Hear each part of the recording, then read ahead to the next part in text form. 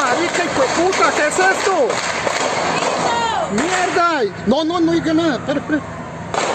¡Ay, hijo de puta!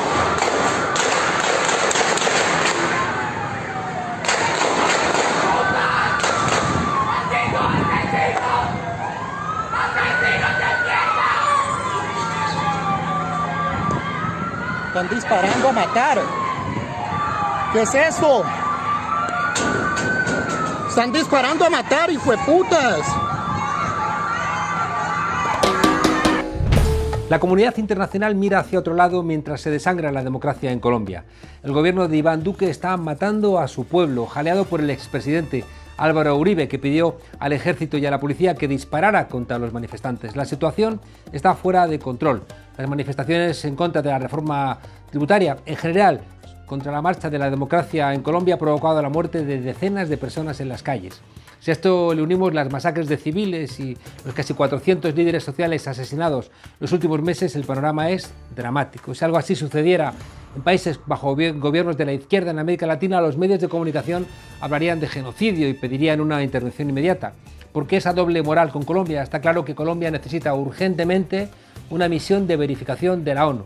Iván Duque, del fin de Álvaro Uribe, es uno de los principales aliados de los Estados Unidos en la zona y eso bloquea cualquier intento de solución del conflicto. Y para conocer más datos sobre lo que está pasando en Colombia, contamos esta noche con la presencia de nuestro corresponsal en América Latina, Pedro Brieger, el director de Nodal. Pedro, un saludo y cuéntanos, por favor, cómo está esta dramática situación ahora mismo en Colombia. Buenas noches, Juan Carlos. Efectivamente hay una situación de extrema violencia en Colombia. Las imágenes que transmiten muchas personas que están grabando a través de sus celulares es la persecución lisa y llana de efectivos de la policía y militares de personas en la calle. Están cazando gente en las calles. Según la Defensoría del Pueblo de Colombia, en los últimos 5 días de protestas ya ha habido más de 20 muertes, varios de ellos directamente atacados por la policía. ¿Qué es lo que sucede? Como dijiste, el presidente presentó una reforma tributaria, supuestamente para ayudar a la mayoría de la población. Sabemos que por lo general cuando una reforma tributaria es impulsada por un gobierno neoliberal, más allá de algún toque cosmético que puede beneficiar a alguien, se suele beneficiar a las grandes empresas y a los sectores ligados al poder político. Y se le suele subir, por ejemplo, el impuesto de valor agregado, el famoso IVA, por ejemplo, en el caso de Colombia, directamente a los huevos, lo que afecta a la mayoría de la población que necesita precios bajos de comida. Un país muy golpeado por la violencia hace décadas. Y seguramente mucha gente piensa que la violencia en Colombia comenzó con la guerrilla procubana. Esto no es así. Todo se remonta a 1948, cuando asesinaron a un dirigente liberal, Jorge Eliezer Gaitán, en abril de 1948. Eso desató una guerra civil con más de 200.000 personas que murieron de guerra civil entre liberales y conservadores. Después hubo guerrillas, procesos de paz, desmovilización, y Colombia sigue inmerso en la violencia, con un gobierno que permite que se lleven adelante masacres. Sí, Juan Carlos, masacres. Si tomamos en cuenta lo que dicen los organismos internacionales respecto de masacres, es el asesinato de más de 3 o 4 personas en un mismo momento. En Colombia, en este año ha habido ya 35 masacres registradas, 35 masacres registradas, decenas, además de las masacres, decenas de dirigentes de movimientos sociales, defensores de los pueblos originarios, defensores de derechos humanos, asesinados en las calles a mansalva. Según datos oficiales, son más de 100. Y además, guerrilleros que se desmovilizaron, que aceptaron los acuerdos de paz, que también están siendo asesinados sistemáticamente. Todo lo que te digo, Juan Carlos, son datos oficiales, ¿eh? Datos oficiales.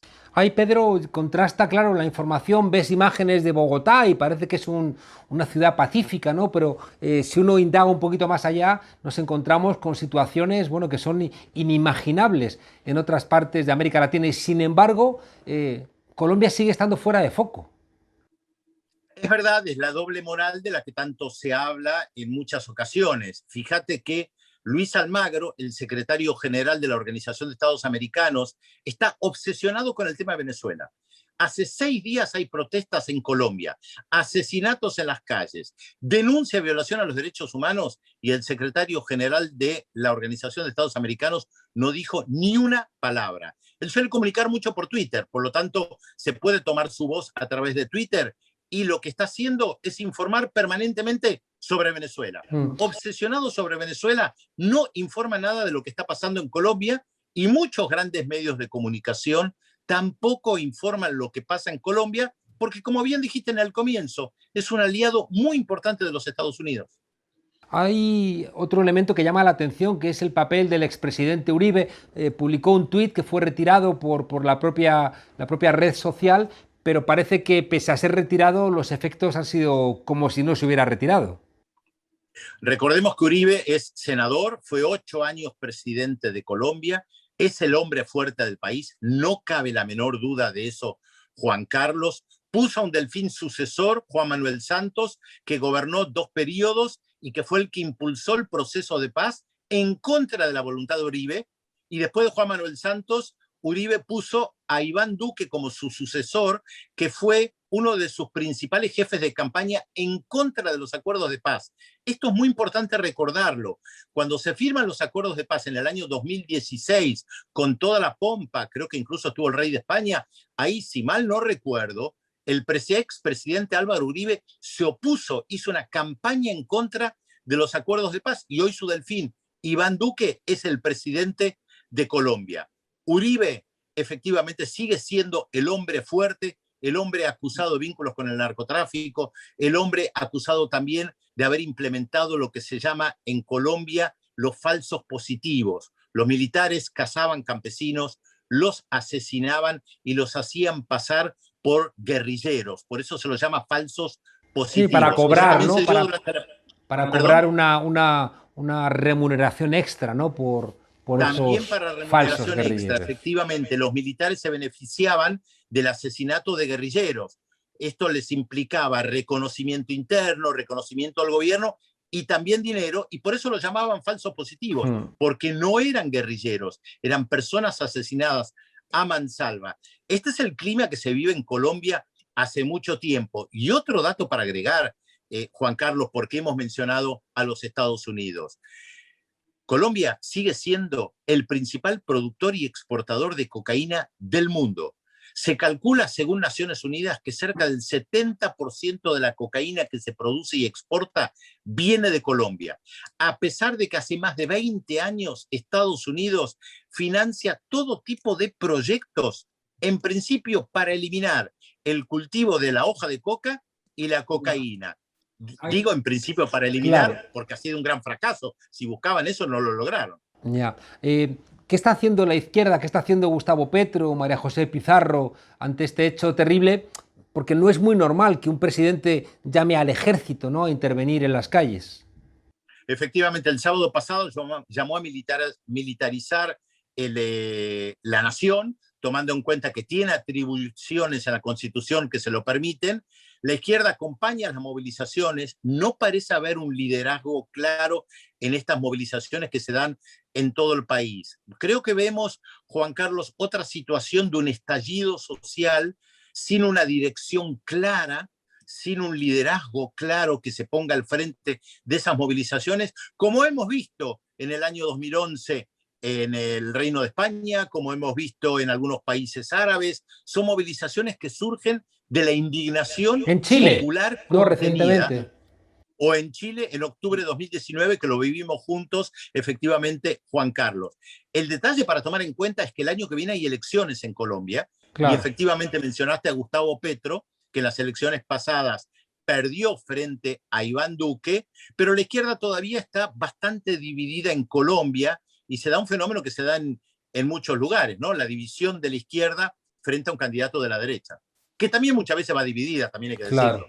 Los países del entorno no están haciendo ningún tipo de advertencia porque, como bien planteas, si esto ocurriera en la Bolivia de Arce, ocurriera en Venezuela, seguramente habría un clamor internacional. ¿No está diciendo nada a los países del entorno? La verdad, yo no he visto muchas declaraciones de gobiernos, tampoco convocatoria de urgencia a la Organización de Estados Americanos, la misma que en su momento muy rápidamente dijo que había habido fraude en el año 2019 en Bolivia y que llevó al golpe de Estado en contra de Evo Morales. Efectivamente, hay poco ruido, pocas noticias. Creo que mucho tiene que ver con el manejo de los grandes medios de comunicación con la información. Bien señalamos tantas oportunidades que si esto sucediera o en Venezuela o en algún gobierno progresista, estarían los grandes medios de comunicación día y noche emitiendo imágenes de lo que pasa en Colombia. Esto no quiere decir que no se informe, pero no tiene el mismo impacto que ha tenido en otras ocasiones en otros países, Juan Carlos. Bueno, Pedro, te dejamos, ando preocupado, un par de estudiantes de nuestro curso internacional que pusimos en marcha con el Instituto 25M y con Morena y con otros institutos de Argentina. Bueno, esos estudiantes han sido disparados por la policía en la ciudad de Popayán, en el marco del paro nacional, y los estudiantes Felipe Velasco y Víctor Ruiz, bueno, fueron ametralleteados. Ellos han salido ilesos, pero andan escondidos y con una enorme preocupación. No es el clima propio de un Estado de Derecho. No, justamente lo que señalábamos, Juan Carlos. Hoy, gracias a los teléfonos inteligentes, cualquier persona puede filmar en la calle, desde una azotea, desde un balcón, y efectivamente es lo que la sociedad civil está haciendo, documentado los ataques a mansalva, hay que decirlo, del ejército y de la policía en contra de personas que van caminando por la calle, que ni siquiera están participando de protestas. Por eso es tan importante que las organizaciones de derechos humanos puedan documentar cada caso fehaciente. Por eso, oficialmente, algunas organizaciones de derechos humanos están diciendo que ya ha habido 19 muertes en el marco de las protestas. Seguramente el número es mayor, Juan Carlos. Parece que la misión de observación internacional es urgente. Vamos a estar muy atentos a la marcha de esta observación internacional que sirva para que el pueblo no sea masacrado en Colombia. Pedro, muchas gracias. Estamos muy atentos. Cualquier información, comunícanosla, por favor. Por supuesto, un abrazo grande para ustedes. Un saludo. Los boomers que nos están viendo, que en su día vieron una serie de dibujos animados titulada Los autos locos, se acordarán del Super Ferrari, conocido por Pierre Nodoyuna y su inseparable Patán. Eran los villanos de la serie. Su bólido contaba con cientos de armas ocultas, siempre perjudicando al resto de competidores con un único propósito: asegurarse la victoria. ¿A quién nos recuerda? Eso es la democracia para nuestra derecha. Ganar a cualquier precio. Son capaces de cualquier cosa con tal de seguir en el poder, porque creen que les pertenece. ¿Quién nos recuerda aquel tamallazo que llevó a Esperanza Aguirre a la presidencia de Madrid en 2003? O lo que acaba de suceder en Murcia con la moción de censura hace solo unas semanas, donde además se jactan que les han comprado. El coche del PP tiene que salir siempre victorioso, por lo democrático o por las perrillas. Vamos, algo que hemos vuelto a comprobar esta misma mañana en las elecciones madrileñas. Casualidades de la vida. Al mismo tiempo que se abrían los colegios electorales, los ciudadanos han empezado a recibir en sus teléfonos un mensaje de texto del gobierno autonómico.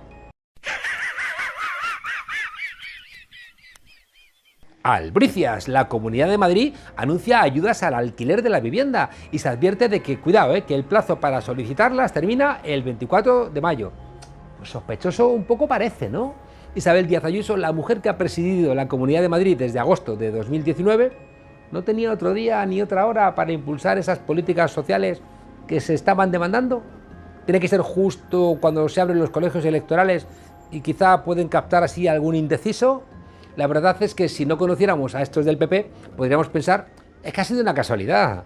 El problema es que ya son tantos años, tantas veces, Pierre Nodoyuna y Patán, vamos, unos aficionados al lado de esta gente. Ellos tenían mejor perder y no hablaban de fraude ni soñaban con golpes de Estado cuando les derrotaban. En fin, que siempre los dibujos animados mejor que algunos, que por cierto, cada vez parecen más psicópatas. Mirad su Twitter, mirad su Twitter.